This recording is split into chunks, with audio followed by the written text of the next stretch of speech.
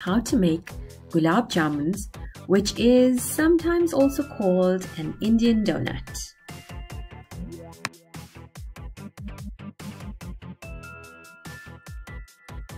So the first thing we're going to do is add in 2.5 cups of sugar and 1.5 cups of water into a pot and simmer this on medium heat until the sugar dissolves and the syrup becomes thick.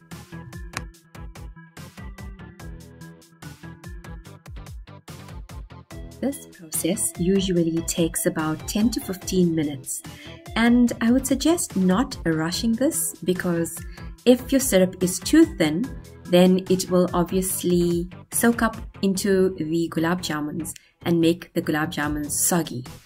So you will remove it from the stove when you see these bubbles appearing in the syrup.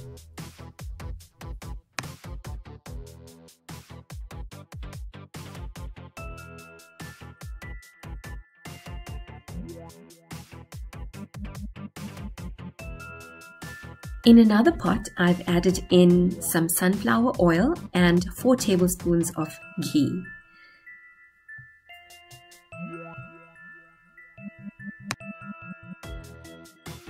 So now we will make the Gulab Jamuns, starting off by placing 4 tablespoons of semolina or soji and 1 tablespoon of ghee and 1 385 gram can of condensed milk into a bowl and mix this.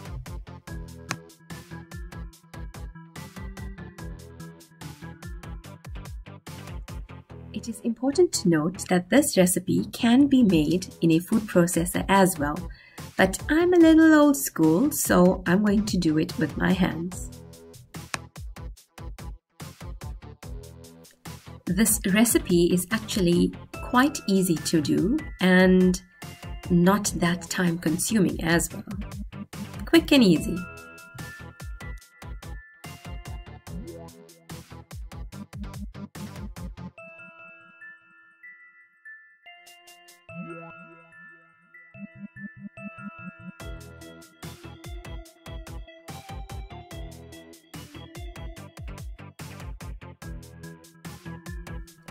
Now I'm going to add in all the dry ingredients, starting off with half a teaspoon of ilachi or cardamom powder.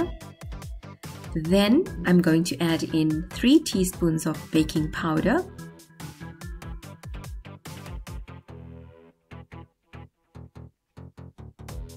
and lastly 2.5 cups of flour.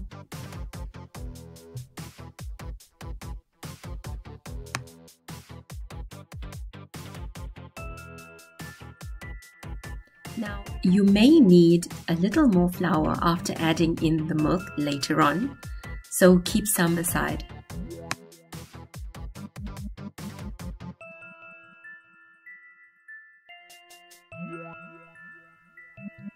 Mix this all together until it is properly incorporated.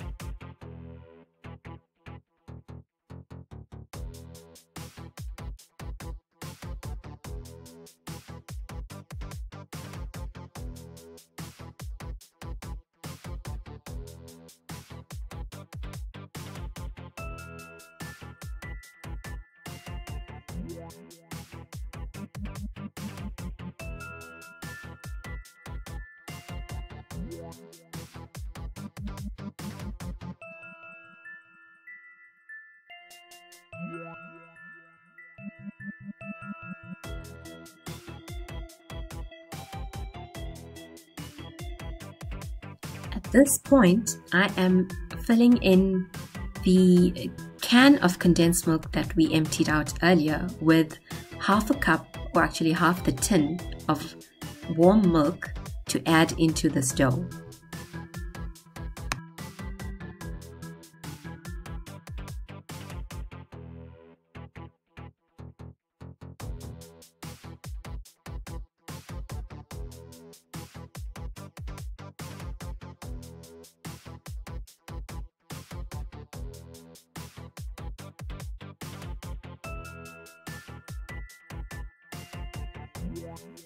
So you can see that the dough is still a bit runny and will need a little bit more flour to make it a workable dough.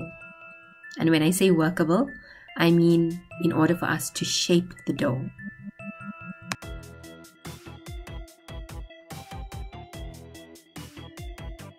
This is why I'm adding in a 1/4 cup more of flour.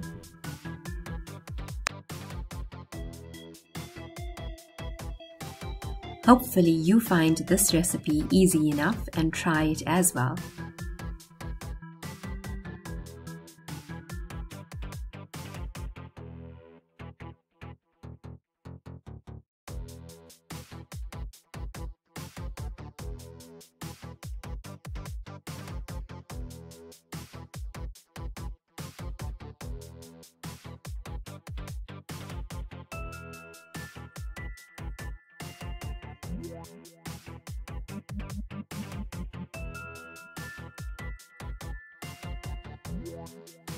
This is the consistency of the dough that we require.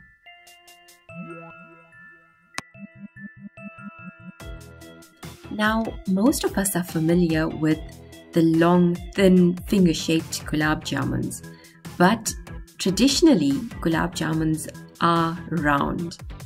And you can use this dough to either shape them round or thin and long. Remember to make them thin because when you place them into the oil for frying, they will double in size.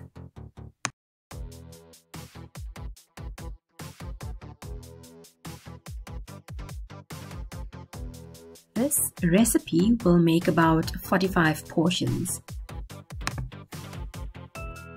I would suggest starting to heat the oil before shaping the Gulab Jamuns. So the reason we added ghee in the oil is to give the Gulab Jamuns additional flavor. And remember that the oil needs to be hot before frying the Gulab Jamuns, and you can test to see if the oil is ready by placing in a small pinch of dough into the oil. If you see bubbles like this, then you know that the oil is ready for the Gulab Jamuns. Also remember not to fill the pot. It could take about 6 to 7 Gulab Jamuns in a 26 centimeter pot. And the reason for this is that the Gulab Jamuns do double in size while frying.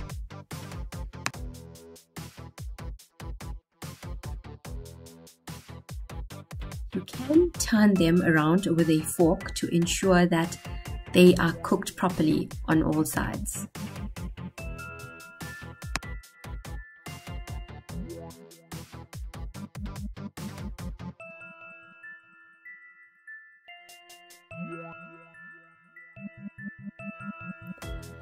You can start removing them from the pot when you see them lightly browned.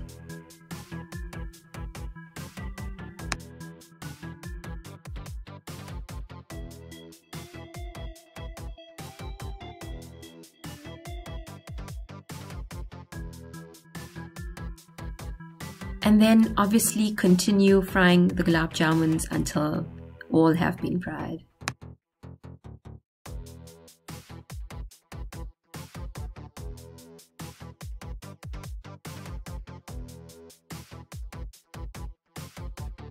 As soon as you remove the Gulab Jamuns from the frying pan or pot, whatever you used, place them in the sugar syrup that you made earlier and leave them in for a while or toss and turn them depending on your preference on how soggy and how soft you want the Gulab Jamuns. My family usually prefers them not too soggy or sweet. That is why I am quickly removing them from the syrup. For the traditional Gulab Jamuns, you can also leave them overnight to soak fully, and that makes the Gulab Jamuns extremely soggy and extremely sweet, obviously because of the sugar syrup.